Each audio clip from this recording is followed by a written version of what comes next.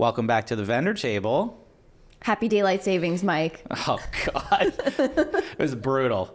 Daylight savings with kids? Oh, God. I didn't even really care just because I get more daylight. Mm-hmm. My son slept until 11 o'clock. I hate you. That has never happened. Much. Not today. Obviously, he had school today, but yesterday he slept until 11 o'clock on a Sunday. That was heaven. The face I'm making right now. Heaven. Ugh. We were what's going on? Is he dead? I had to check. I can't take you right now. It was beautiful. Yeah, I'm sure it was. I deserved that. Okay, well, you deserve that. My kid had night terrors for like 2 weeks straight. Okay, well, you know what? I haven't slept in 3 years, so the police right now. Okay, and my son was up at 4 o'clock in the morning, rocked him to sleep, but 4 o'clock in the morning was really 5 in the morning. Yeah. You know what? I don't like that 4 in the morning is 4 in the morning. Like, that's 4 o'clock at night. It's nighttime. Okay.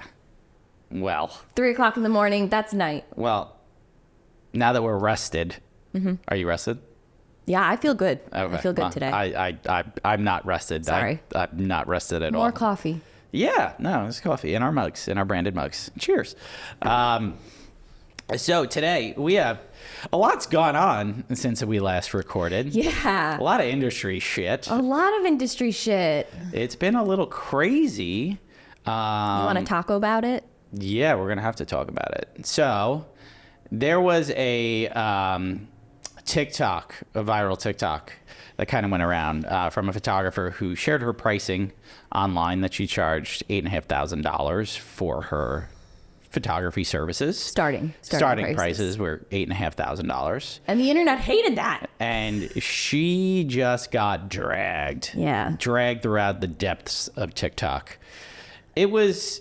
Let's break it down. Yeah, it was painful to see. So what happened was, like, let's restart that one, where a photographer posted her prices and shared a little TikTok and basically just got destroyed by the comment section.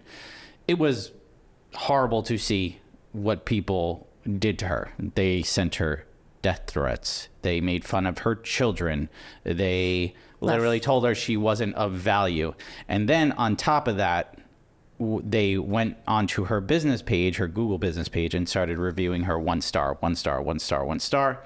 On top of that as well, people were stitching TikToks where they were showing like her work wasn't worth its value, putting commentary over it.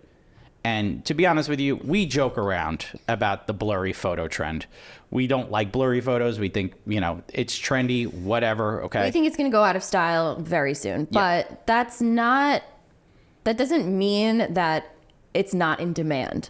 No, and it doesn't mean, like, as fellow artists, it doesn't mean, like, we're going to devalue somebody's work, okay?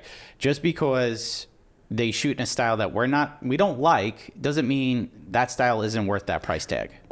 Mike and I are also not self-proclaimed authority on photography. So like everything that we talk about is strictly opinion based, and no one should ever look at us and be like, they know, they're the ones that dictate how photography is in the industry. Like, no, that's crazy talk, but listen to us. What bothers me about the situation is twofold. One, you should never make anybody feel bad about their budget. And that was the first thing that this photographer did wrong. Actually, it was the only thing that this photographer did wrong, was making a demographic of people with a lower budget, like starting at $2,000, feel bad about their budget. Yeah. That's wrong. And it's also a good way to isolate yourself from potential clients. Yeah. There's nothing wrong with somebody who has a lower budget inquiring with you if your prices start out at $8,500.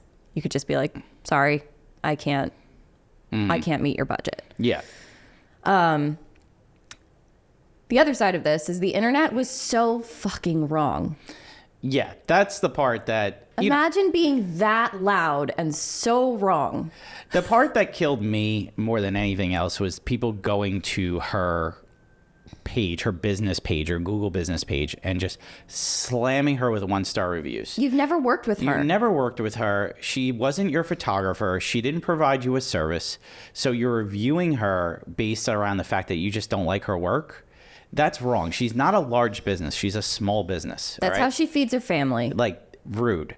Absolute fucking, you're trash. That's You're a fucking garbage person. It's honestly Let's just be honest it's here. disgraceful. Like, it's just, and then for any other photographer that was jumping on the bandwagon and doing this, like, you should be ashamed of yourself, because you're basically, your actions mean that you support that kind of behavior. Yep. Which means if somebody did this to you, you have to sit the fuck down and shut up. Yeah, listen, guys.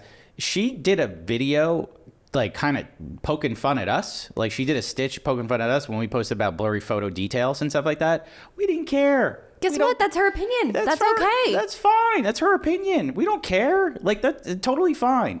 But, like, she wasn't attacking our businesses and writing us 1-star reviews or anything like that. So we don't care. It's fun. It's the internet. Like, stop taking shit so serious. Fucking losers. Sorry. Okay, let's move on from this shit topic. Everybody grow the fuck up and mind your own damn business. Fucking clowns. Whatever. Okay, let's get on some happier things. Moving on. I don't know if this is really happy. Well, first, okay, let's get on one happy little thing. So we have to give a shout out to a listener, because it's... Oh, that's right. Yeah, we have to give a shout out. So we want to give a happy birthday shout out to Whisper Photography. Her birthday is on the 17th. And this episode should be coming out on the 19th, I think. Okay. So happy belated birthday, Whisper. Your fiance messaged us and said you would like that. So we yes. just wanted to make you feel good for your birthday. Happy birthday. All right. And as you guys know, we are into doing listener questions from our Facebook group. So if you guys ever want to drop or ask us a question or anything like that, we are always going to address them on the podcast. So we take the best question or like a question of relevance, and we're going to talk about it on an episode. So join our Facebook group if you want to ask a question or anything like that and have it read on the pod. Our listener question of the day is from Andrew Natali. What's your best advice for a photographer in their first year of business? Well, Andrew, we're going to do a whole episode on that. How about it? That's a great question. We're just going to frame a whole episode around it. So today's episode is all about how we went full-time as wedding photographers. We got this question so many times. We didn't want to talk about it because, like, boring. But at the same time, we'll try to make it not boring. Yeah. We'll talk about our crazy, chaotic journey into going full-time as photographers. So why the hell not? Let's break it down. So we have like a kind of step-by-step guide on how we went full-time.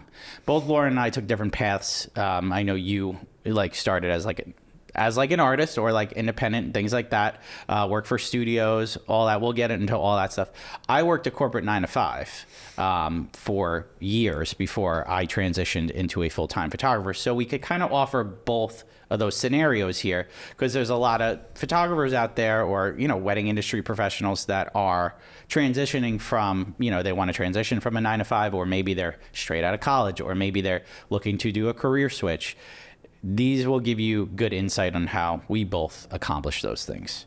So why don't we get into it? All right. And like, let's talk briefly about how, you know, how you got started in wedding photography, like a brief little story, like where you transitioned from and all that stuff. So give us a little background on you. So what I did was I moved from Florida back to New York, and I didn't have a job, didn't know what the heck I was going to do, but I knew that I wanted to do photography. I knew that I wanted to get back into what I knew I was good at and really use my passion in my career. So I reached out to a friend who I knew worked for a studio, and she'd been working there for quite some time. And I had an interview and got hired. So what I ended up doing was working in the studio, that's not an option everybody needs to do. But for me, it was very valuable to work in-house. I did sales. I also did album design. I answered emails with regard to production, and all of that stuff. So it gave me a good idea. I was doing like finals calls and all of that stuff. So I was meeting with clients and organizing their timelines. That for me was probably the most valuable thing that I learned.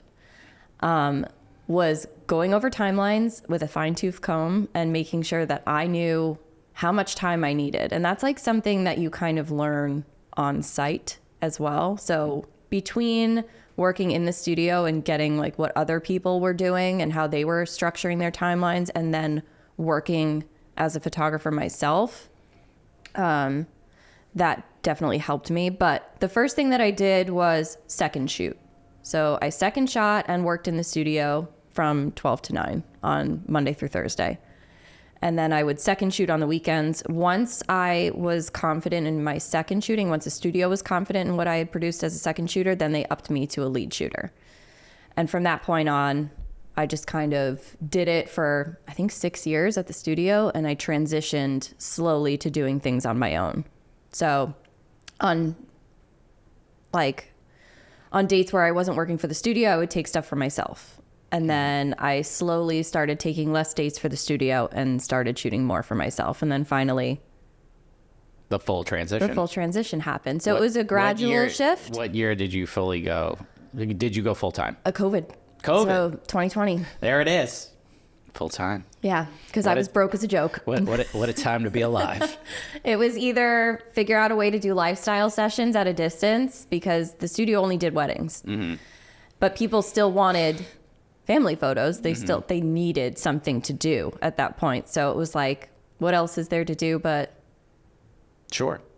You know, like they had things, they wanted to do things, but they were unable to do things. One of the things that they were safe doing was taking family photos on their front steps, which was a whole other fucking issue at the time. I remember that. Yeah, I didn't do that. I just went to a park and shot at a distance. Yeah, but I never did the front porch session. That was things. a whole fucking thing. Yeah, I remember that. And you've been full time ever since. How many weddings do you do per year now? I cap out at about 20. That's in addition to second shooting for other companies like you or a few other, not many, but mainly Mike.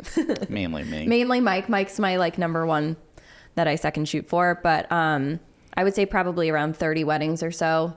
Maybe it's probably at a little bit more than that this year. But next year I'm probably going to do more because things are going well. But I'm going to cap out max 30. I don't want to burn myself out. Yeah. But that's the sweet spot for me. That's what it's all about, finding that sweet spot. Awesome. What about you? So, how I got started. So, briefly, give you guys a little background. Got into photography around 2007 or so. Decided to change my major to be a filmmaker. I wanted to go to film school. I always liked being behind the camera, creating all that stuff. I went to Hofstra School of Communications for film. Minored in photography. Took like digital photography, all that stuff. Did like a darkroom class. Like did all that stuff. Really, but just enjoyed being behind the camera. Got a job right out of school, which was crazy because it was 2009, which was right in the recession, right as everything tanked. Got a job making zero money, but for a company that in North Carolina that would fly me all around the country as their director of photography. So I would fly around and shoot corporate video. Corporate video is the most boring shit you could ever do. Like the things I used to shoot were like server rooms. Okay, give you an idea. But we would go and interview like the tech guys of the server rooms for like the clients and stuff like that. Like one of the clients was IBM, so they had the server farms and used to do all that stuff and like had to make this stuff look good. In that time though, was when the 5D Mark II came out. And like the little background, the 5D Mark II was the first camera to shoot HD video as a DSLR, and it shot like at the time it was 30p, but then they actually did a firmware upgrade for 24p. It blew everyone's minds, and it made it look cinematic. So like being a student filmmaker, you could buy a camera that was like $2,000 and make things look cinematic and just gorgeous, right? It was like a filmmaking student's dream camera. But what I didn't realize at the time was how good that camera was for still photography. Bought it for video, but got into the still side, started taking photos of like my friends, my girlfriend, now wife, Sarah.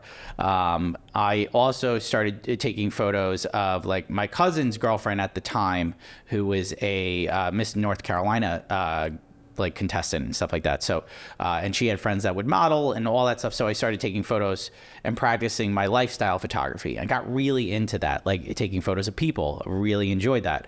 Fast forward, I hated the job I worked for, decided to move back home, came back home, didn't have anything, started working odd jobs, things like that.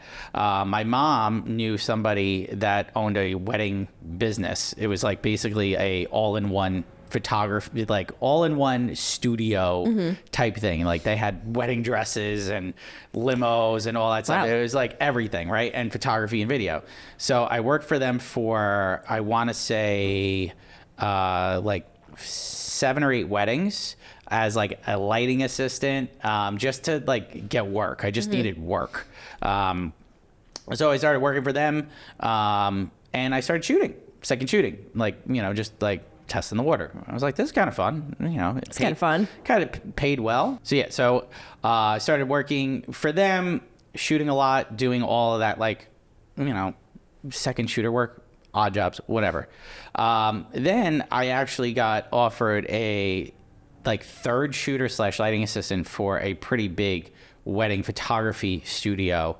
They do like $1 million weddings and all that stuff. And I learned under a photographer named Chris, who was absolutely incredible wedding photographer, like top end, high end. He taught me like all the little back end stuff of like wedding photography.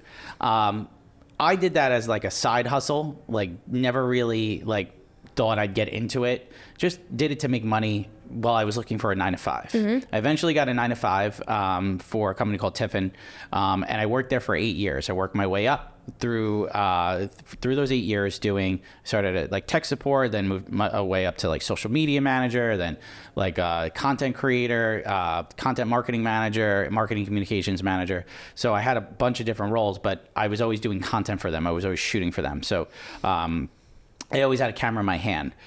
While I was doing the 9-to-5, though, I started getting into wedding photography for myself.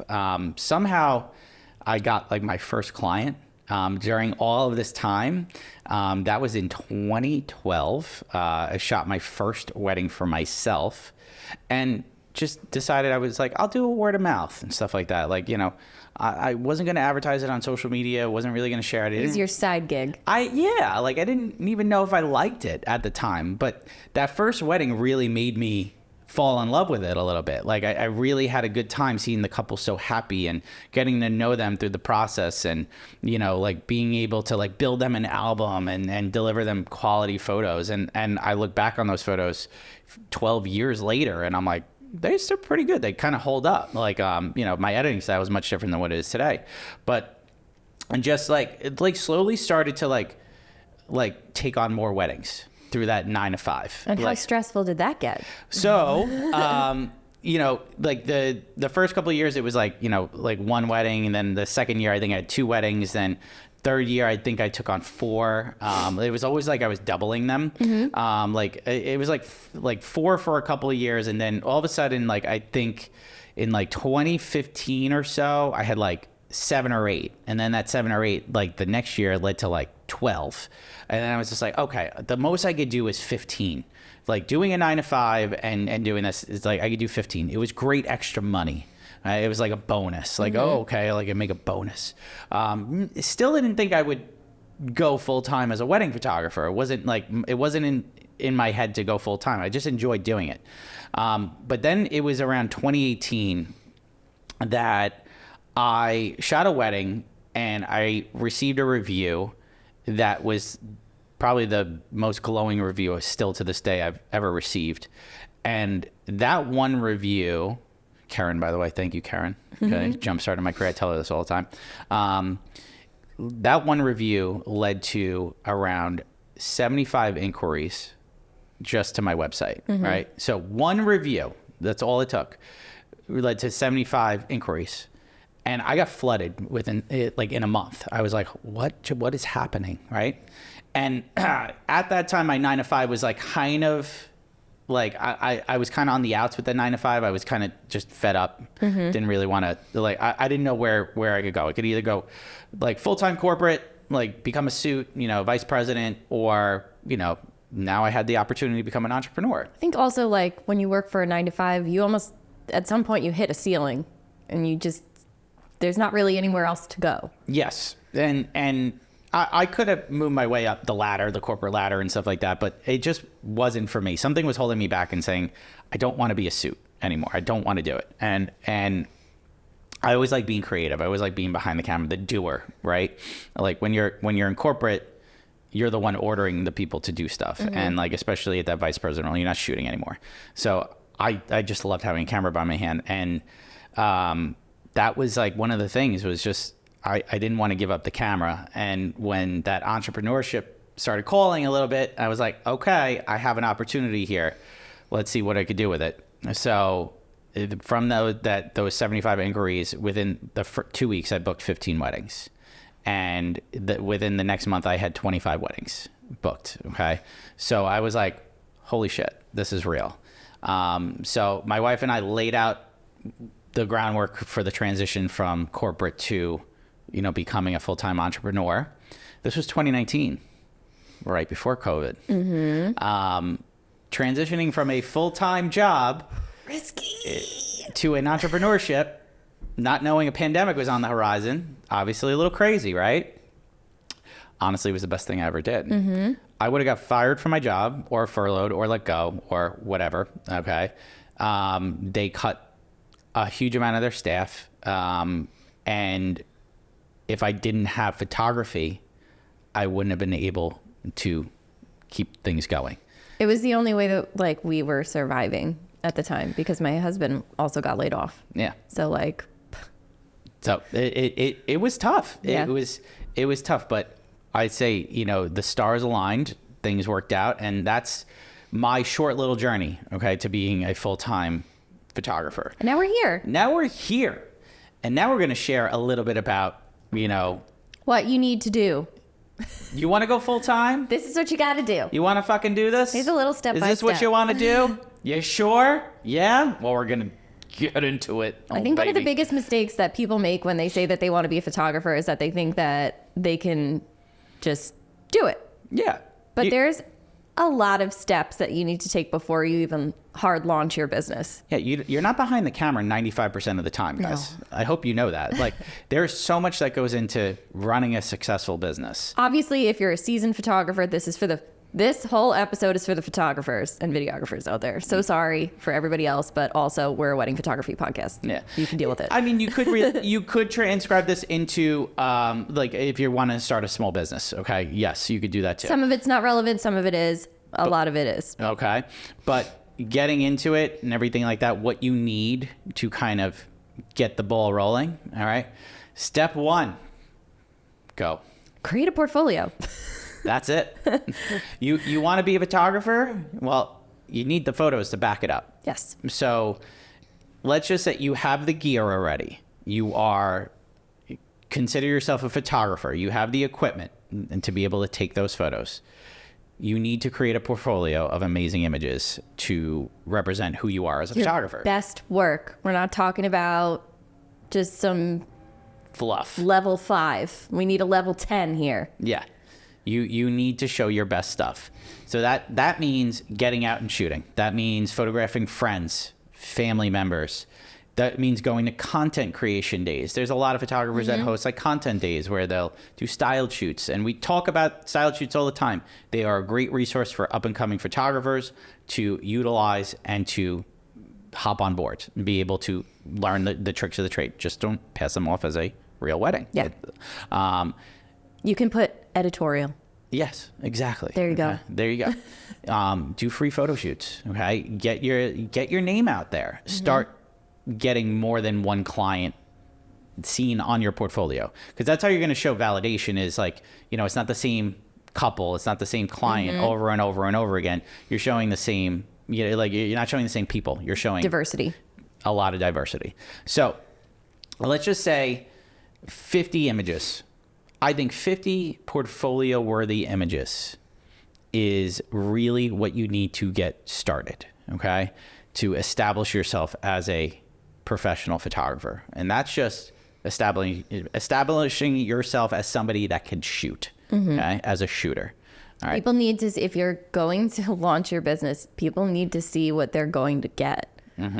you need to have photos on your website. Now, step 2 Is the website. Is all about creating a website with brand identity. Okay. That includes establishing a domain, an email. Okay. Even if it's, like michaelcasaraphoto@gmail.com. Okay. Which I have that, but I actually have like a email that's associated with my domain too. And like you could create a website with a brand identity, including a domain and email. It establishes you as a professional. Okay. So creating a website, you could use anything from, we always recommend Pixieset. We're not sponsored by them in any ways, but we've been both loyal.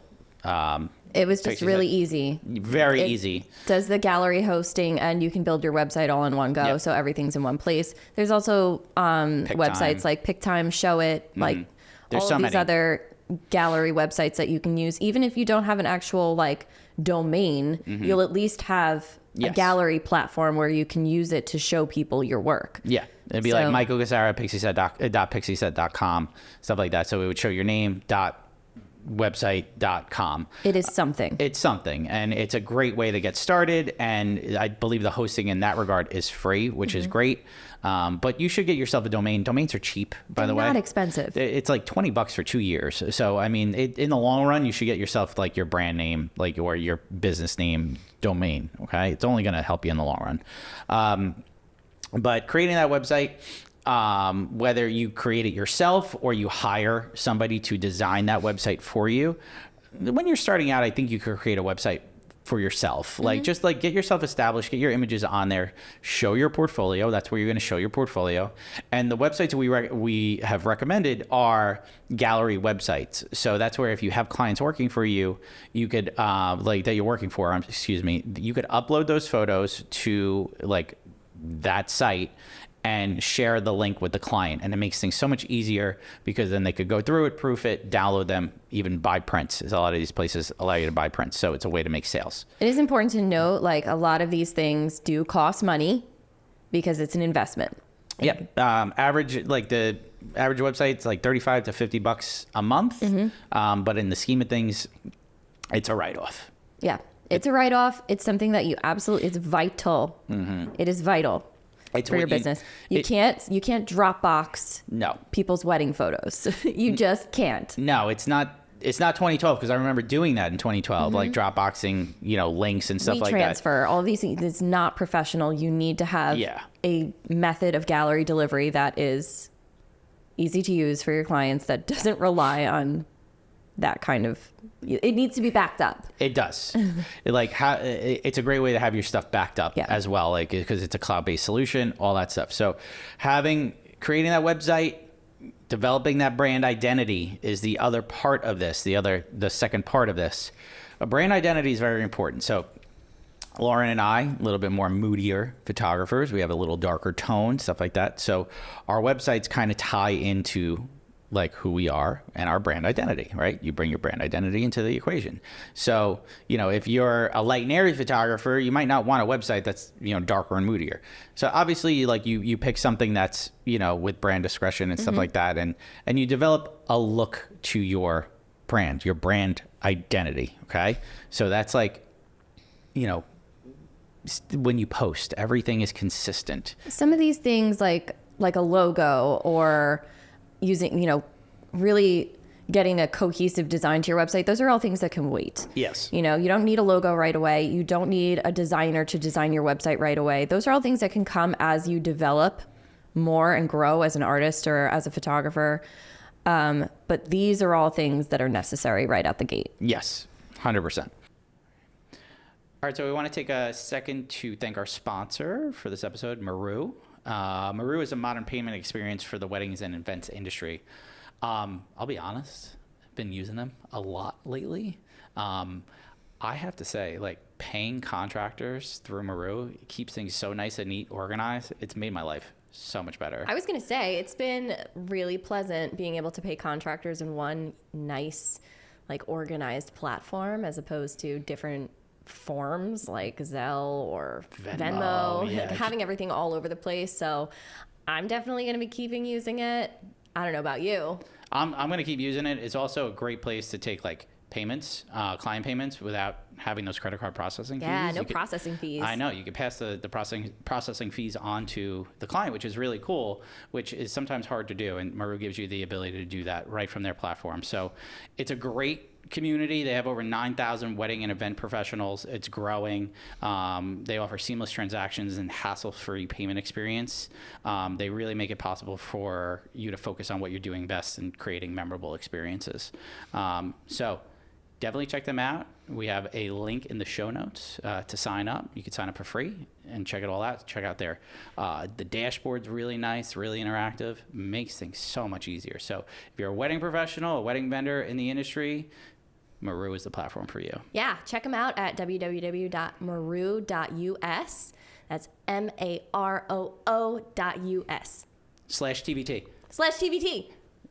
This is so necessary. So this is the big thing. This is huge. A lot of people don't do. They skip until like they're way too established. You absolutely cannot skip this step before you start charging people money.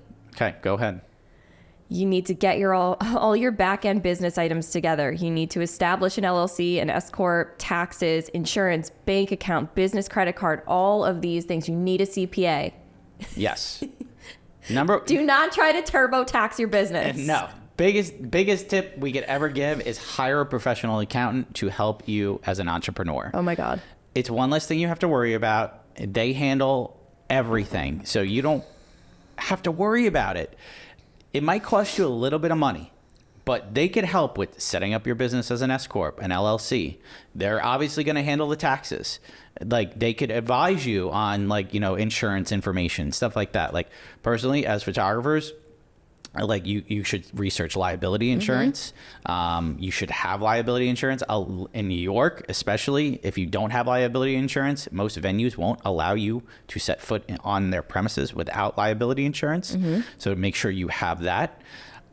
Personally, like as somebody who was doing this as a side hustle for a long time, I didn't have a business bank account until I went full time, but that was a nightmare on the back end doing taxes, separating all that stuff. For the first several years, I just operated as a sole proprietor, and that's not good.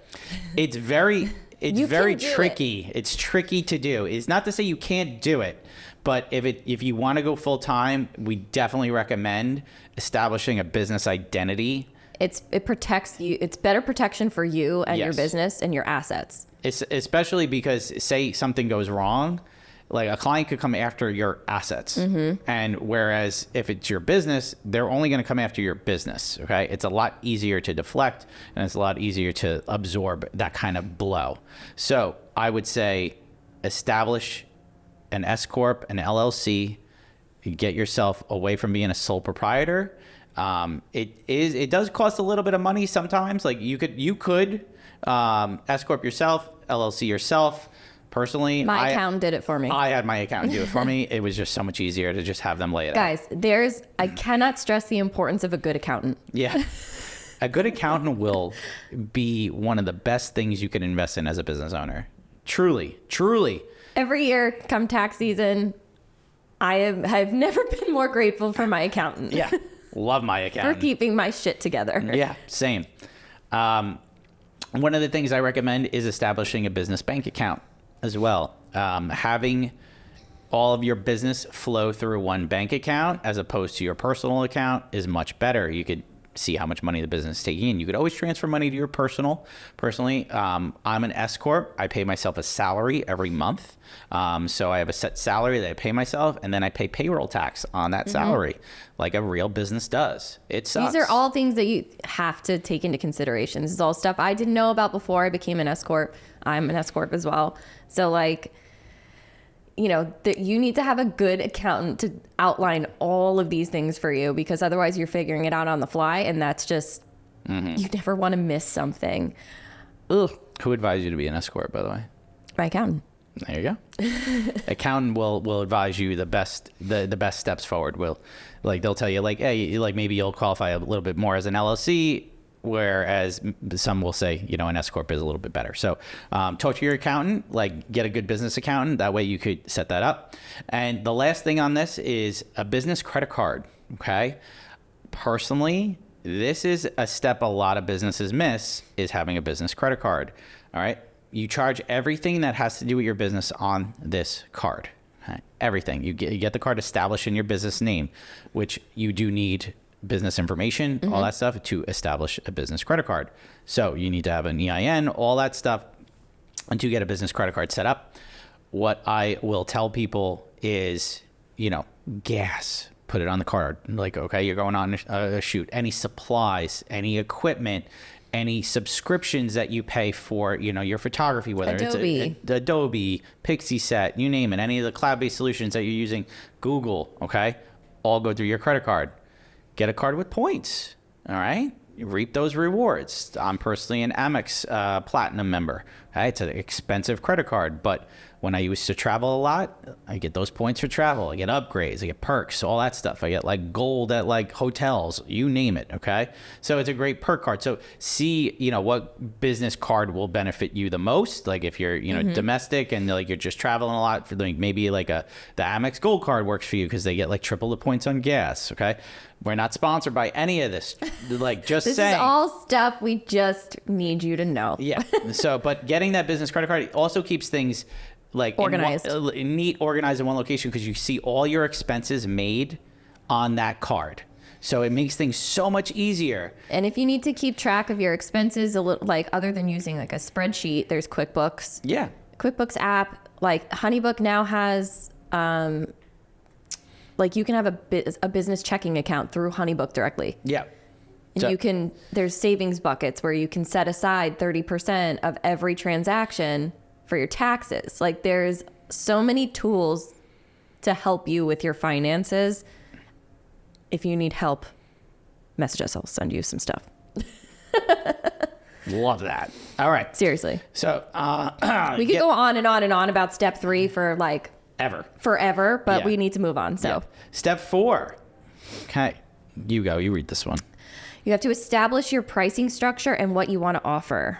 So that's like packages versus if you want to offer like a la carte services, things like that. So establishing your pricing structure is very important and very underrated item that most photographers don't think about. You also can't just throw out a number willy-nilly. You have to figure out how many weddings you want to shoot annually, tally up what your expected expenses are going to be, and work out your cost of doing business, what it's going to cost you every year to run your business and how much you need to turn to profit. Exactly. As somebody who transitioned from a 9-to-5 to a full-time entrepreneur, I used to get a bi-weekly paycheck every 2 weeks. And I knew how much money like I needed to survive before I transitioned to a full-time entrepreneur. So I said, okay, I need X amount every 2 weeks as net income. Okay. And that's what I established was, am I making enough in my business that I could pay myself this 2 times a month?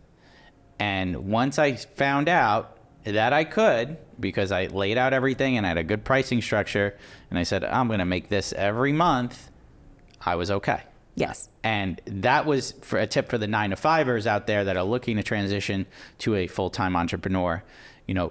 If your entrepreneurship career can cover the cost of what your 9-to-5 is making you per month, then you're in good shape to transition. When I left the studio, and I was looking at, because I was a W-2 employee.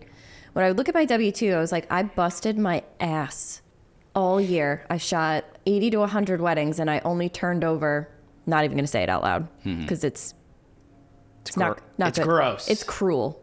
It's cruel that I did this for so long. I knew I wanted to make double that number. To not be able to, you're busting your ass for hours and hours and hours and hours for minimal pay, and you're barely scraping by. You want to be able to live comfortably, so you have to figure out what number is going to make sense for you to live comfortably a month. Exactly. So do you want to be shooting 80 to 100 weddings a year and breaking your back, charging $3,500 for a wedding? Or would you rather shoot 40 weddings a year and charge $7,000 Yep. per wedding. So I think the answer is the latter there. I think, and a lot of, you'll get some people that are going to be like, well, your prices are so high. If the demand is there. So you may not be able to start at that price, but you have to still earn enough to survive. Yeah. I started, I'll be honest with you, like pricing structure, I started with package system. It was $2,000, $2,000, $3,000, $4,000. This was in 2014 where I really started to establish sending out guides to clients and stuff like that, where this is what I offer. Okay. So I developed a pricing structure, but then it wasn't my full-time job. Right. So I was just kind of playing with numbers here. Yep. And I'll be honest with you, I was doing things wrong because the $2,000 package was 8 hours, single shooter, images back, engagement shoot. All in all, I net around I don't know, $1,700, but then I had to pay taxes on it and stuff like that, right? Okay, so I net $1,300. Okay, the middle package was my money package. It was $3,000, 2 shooters, all that stuff. I was making the most money as opposed to my big package, which was 12-hour wedding, an album, parent books, which I had to pay taxes on, 2 shooters, which I had to pay the extra 2 hours of a 10 it was a 12-hour day. So I was actually making less money on my largest package as opposed to my middle package. So I was doing things wrong. I was just throwing numbers out there. I didn't know what I was doing. So having a pricing structure where you're going to make money on those packages is very important in how you establish it. Don't just throw numbers out there. Evaluate. Yeah, it can't just be arbitrary numbers. You have to really sit down and think about all this stuff. What goes into it? How much is it going to cost you to produce a wedding? Mm-hmm.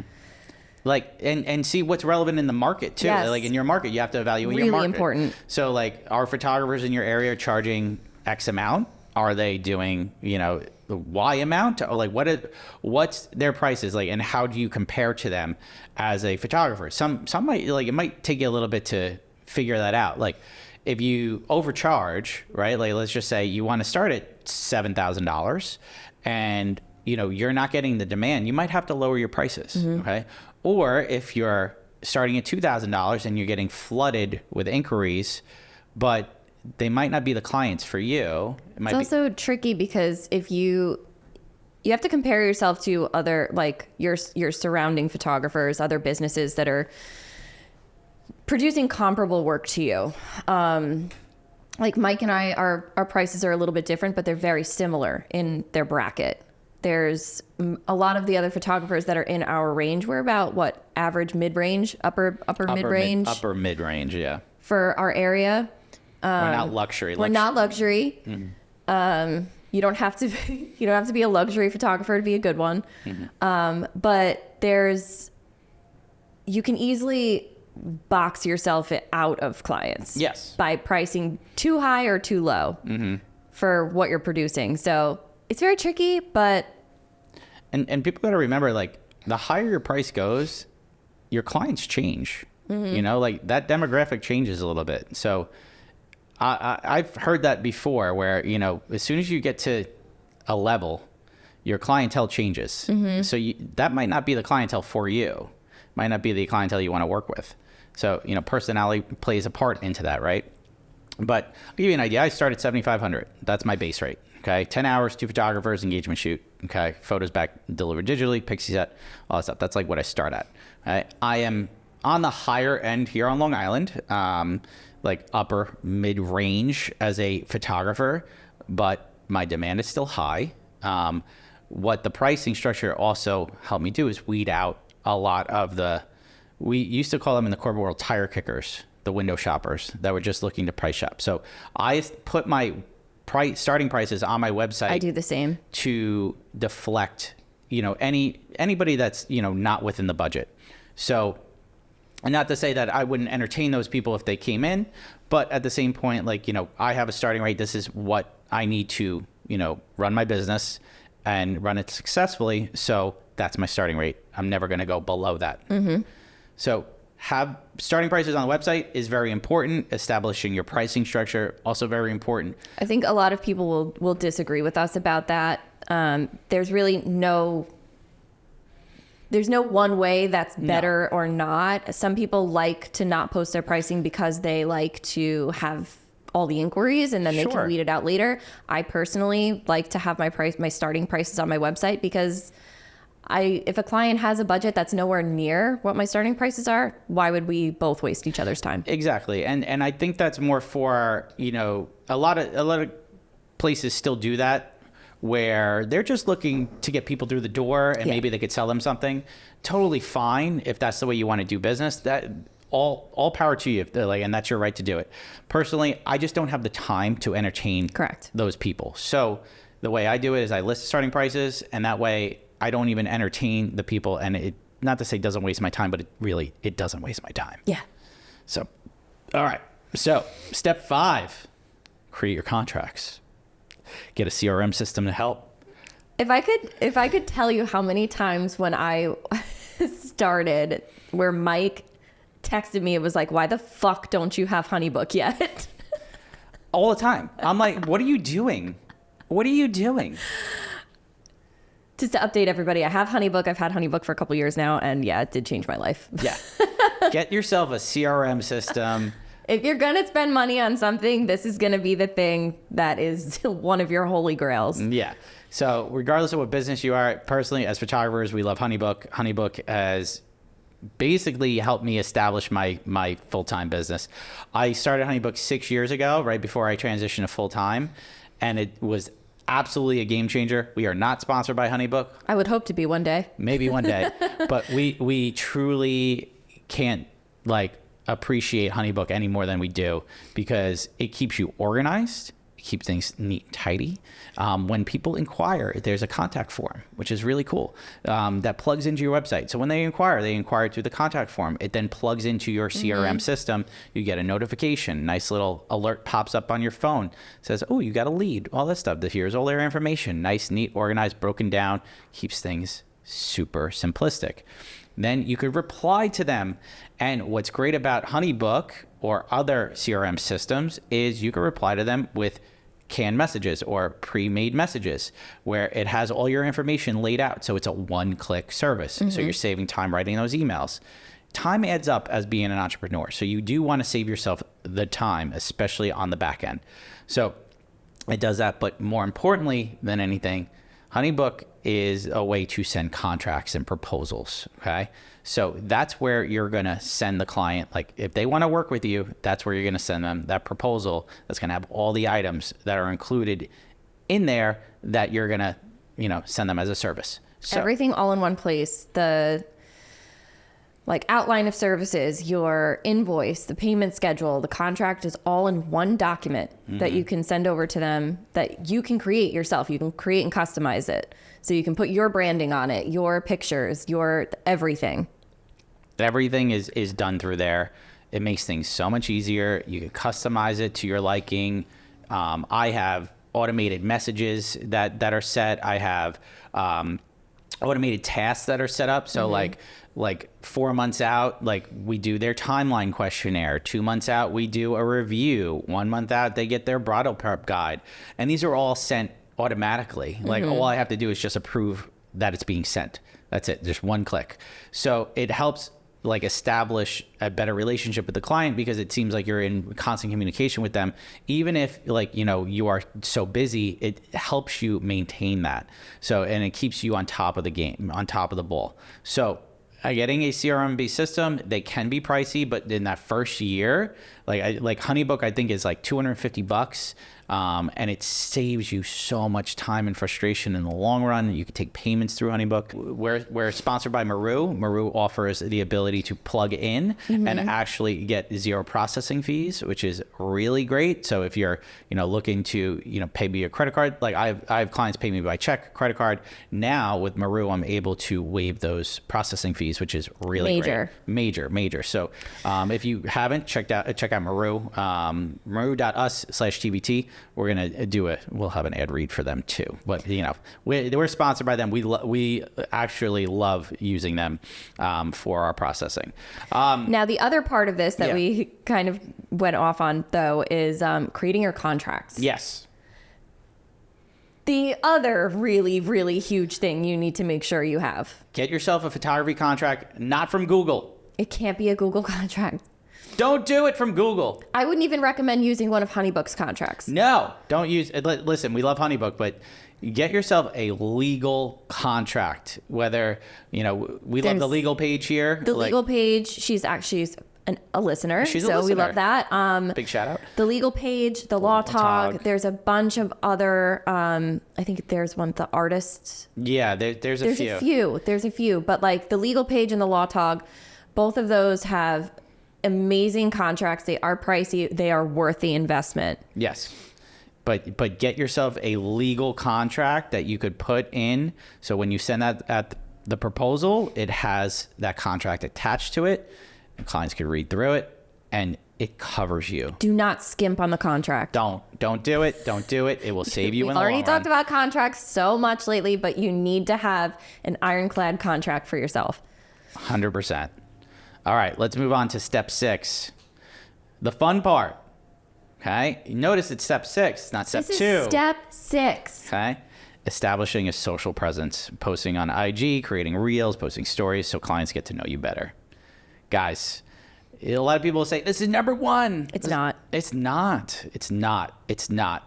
Okay? To be honest with you, I think a lot of people make mistake of prioritizing social media over the back-end business stuff. And I think personally, if you want to take this serious and you want to go full-time, establishing a social presence should be lower on that priority list. Okay?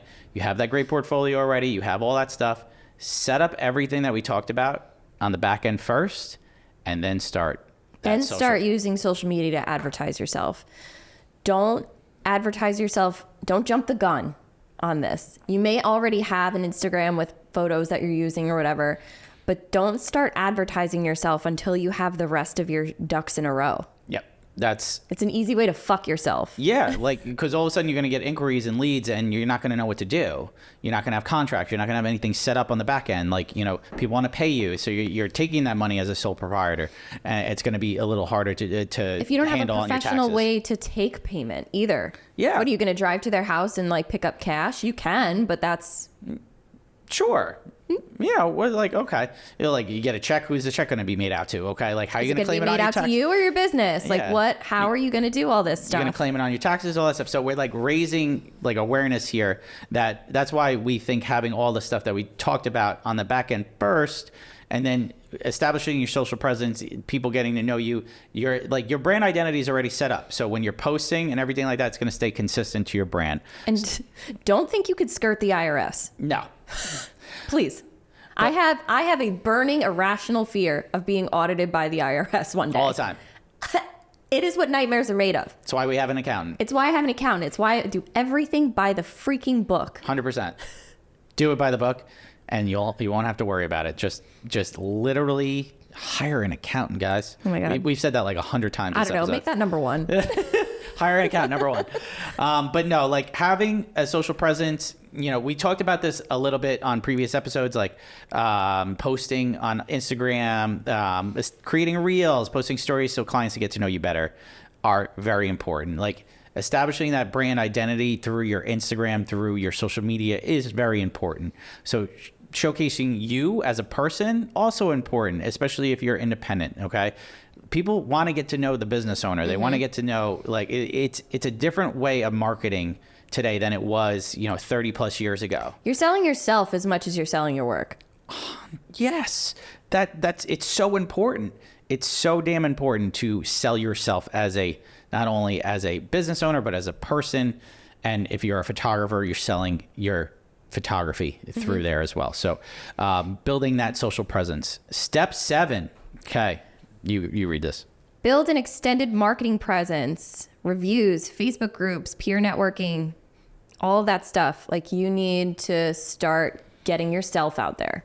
Exactly. So marketing yourself out there, like, whether, you have like you're established in Facebook groups, or, you start getting the reviews, get like a Google page set up, like have, like a client write you a review, like having like, just like, words of love is something that could really help elevate your business. Like it did for you. 100%, right?